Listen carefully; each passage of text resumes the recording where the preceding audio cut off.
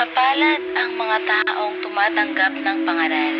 Silang sa iyo'y tumatanggap ng turo sa kautusan. Mga awit 94:12. Ako po si Leona, kasalukuyang naninirahan dito po sa probinsya ng Bulacan. Kung papaano po ako hinangaw ng ating Panginoong Hesus sa lusak ng kasalanan, ang siya ko pong ibabahagi rito po sa Panikalang Lagot. Ganito po iyon.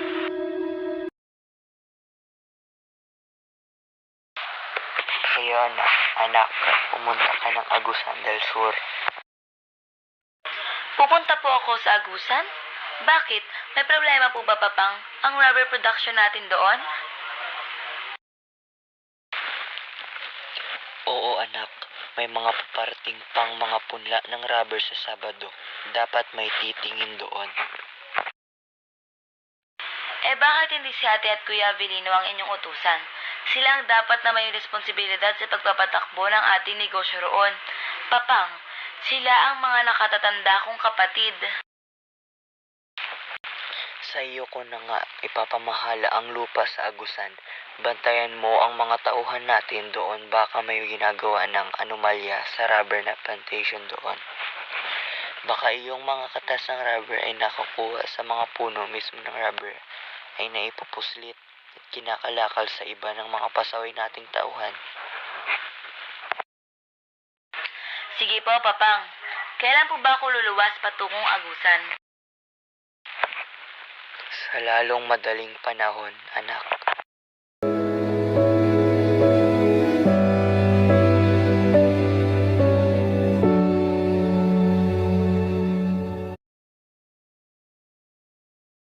Papang, talaga pong sa akin ang single na motorbike na ito? Oo, anak. Di ba hiningi mo sa akin yan kaya ibinili kita? Ingat ka lang sa pagmomotor. Opo, Papang. Salamat po, Papang. Ikaw, Dionisio, palagi mo na lang sinusunod ang mga luho ni Leona, kaya lumalaking sutil ang anak mo eh. Tsaka palagi na niyang kasama ang mga bagada niyang mga demotor dito sa atin. Naku naman, Juvencia, hayaan mo na maging masaya ang anak natin. Mamang, tara po, angkas ko kayo. Ipapasal ko po kayo para di na po kayo magalit sa akin. Hindi ko sagot ang pambayad mo ng hospital kapag naaksidente ka. Amazona. Magandang Amazona, Mamang. Tignan ko lang kung yung mukha mo ang masira sa iyong pagmumotor. Tumigil ka na, Juvencia, sa iyong pagsasalita. Baka nga mapahamak ang iyong anak. Hayaan mo siya sa kanyang hilig. Minsan lang maging dalaga ang isang babae. Kapag may asawa na yan ay matatali na sa bahay, kaya hanggat dalaga pa ang anak mo, pabayaan mo siyang magsaya sa kanyang pagkakadalaga. Tumutulong siya sa ating negosyo, hindi naman siya tamad. Dapat nga kayong magsamang mag-ama. Pareho ang inyong takbo ng mga utak.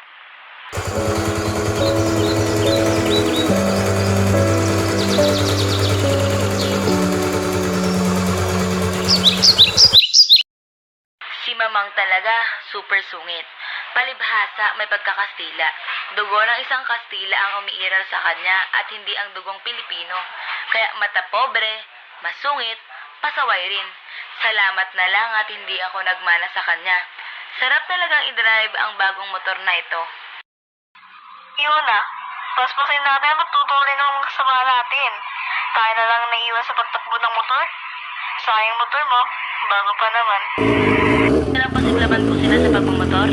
Itutoto ko na itong senador.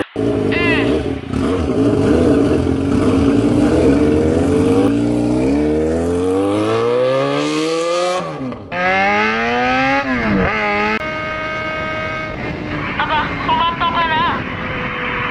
Hintayin mo kami, yun na. Ang bilis mo makatakbo.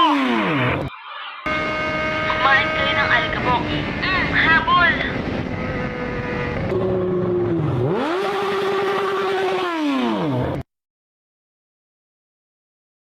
Ayun na. Ha? Sasadsad ako sa buhanginan?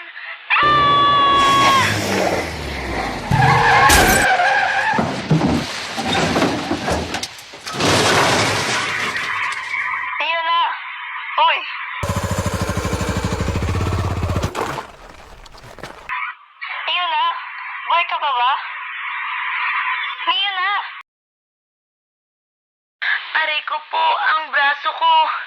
Namamanhid. Buhay pa ako? Bruha ka. Tulungan mo ako.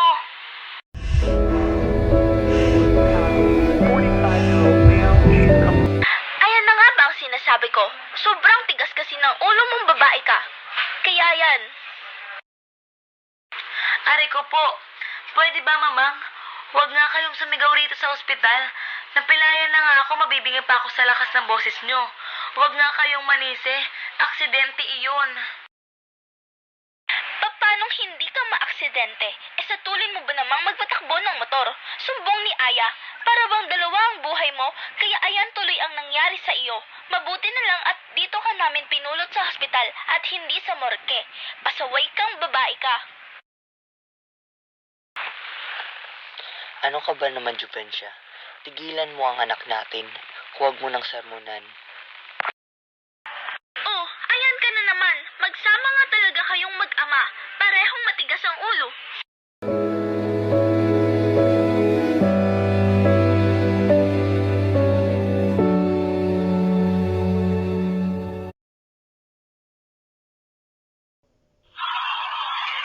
Kamusta na, Inday Leona?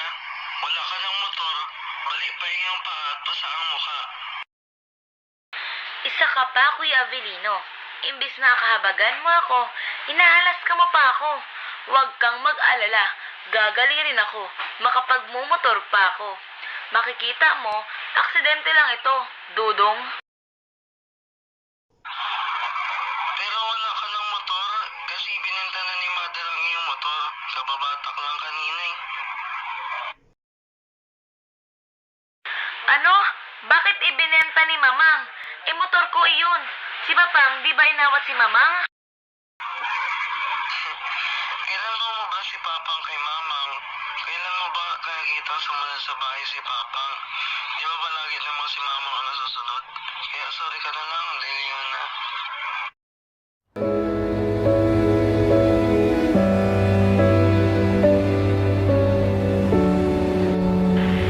Sa wakas, nandito na ako sa Maynila. Mabuti na itong nagpakalayo-layo na ako. Dito, sarili ko lang ang buhay ko.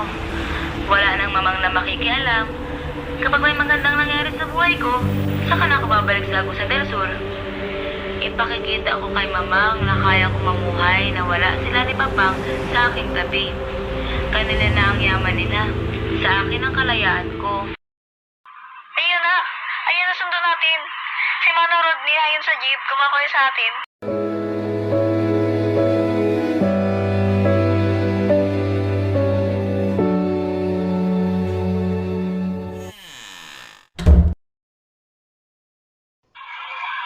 Tuloy ka, Leona. Opo ka. Mr. Tan, bakit po ninyo ako pinatawag? May nagawa po ba akong mali sa trabaho ko? Pagpasensyahan na po ninyo ako. Bigyan po ninyo ako ng isa pang pagkakataon. Oh no, wala akong nakikitang problema sa iyong pagtatrabaho rito sa aking kumpanya. Mabilis kang matuto at masipag ka. Kaya gusto ko ikaw ang kumuha ng dalawang shift. Po, Mr. Tan, wala po kayong reklamo sa aking trabaho. Salamat po. Sige po, payag po ako.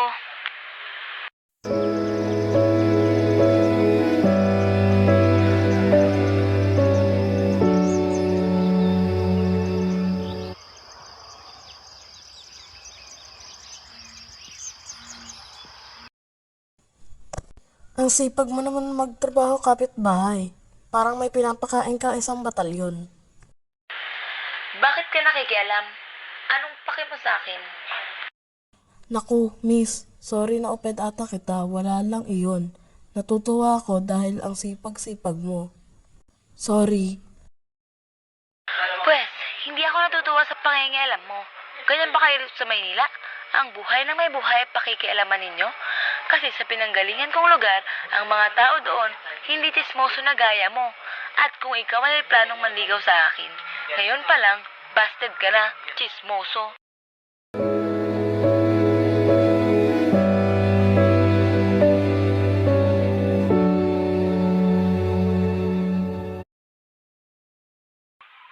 Ikaw talaga, Leona.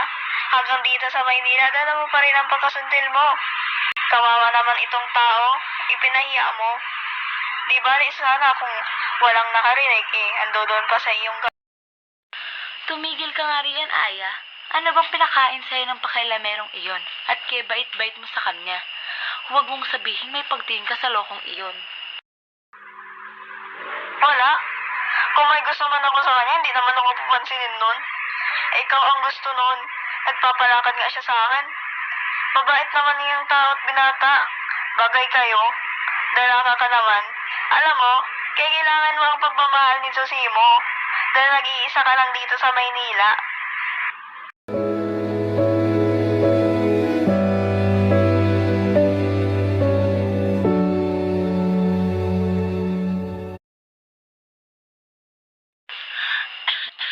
Kung kailan masama ang pakiramdam ko, doon pa wala ang mga bruha. Nahihilo ako. Oops, Leona, anong nangyari sa iyo? Tulong, guard!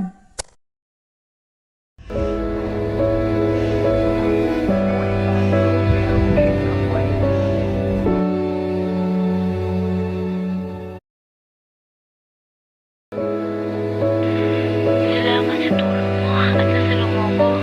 Zosimo. Hindi ka nagalit sa akin, Leona? Mabuti at nandun ako, kasunod mo kung nagkataon, sa lupa ka babagsak. Alam mo bang inadya talaga ito ng tadhana na sa bisig ko ikaw babagsak?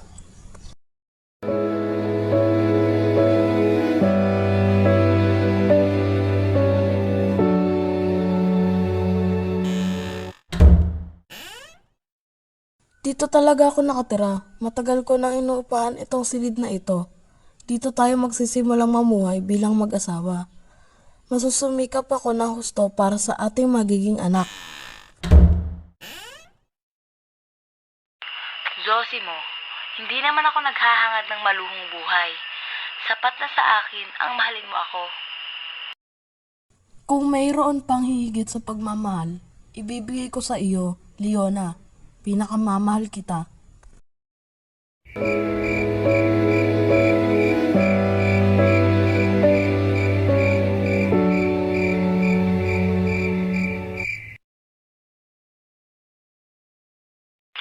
Ano bang nangyari sa iyo? Tao ka.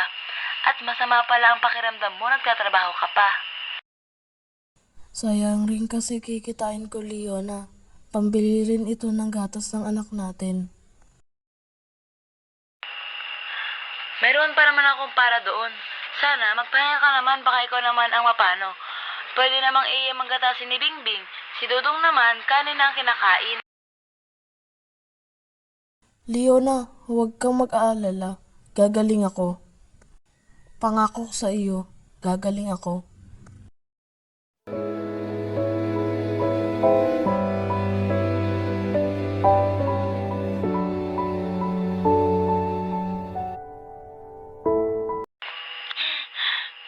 Zosimo, akala ko matatagalan pa ang ating pagsasama.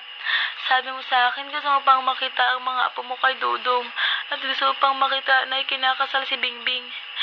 Pero bakit iniwan mo na kami? Paano na kami ng mga bata ngayong wala ka na? Zosimo.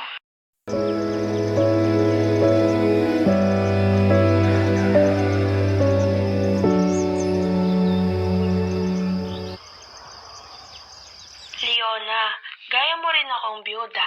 Maliliit pa ang mga anak ko nang namatay si Sergio ko. Pero nakayanan ko itong lahat dahil sa Diyos. Siya ang nagbigay sa akin ng pag-asang buhay na buhay kung kaya't napagtagumpayan ko ang lahat ng pagsubok sa aking buhay. Nana Rosa, totoo po bang may Diyos na buhay? Meron, Leona. Subukan mong dumalo sa gawain sa linggo. Mapapatunayan mo ang Diyos na aking sinasamba ay buhay na buhay. Magtiwala ka lamang sa Kanya.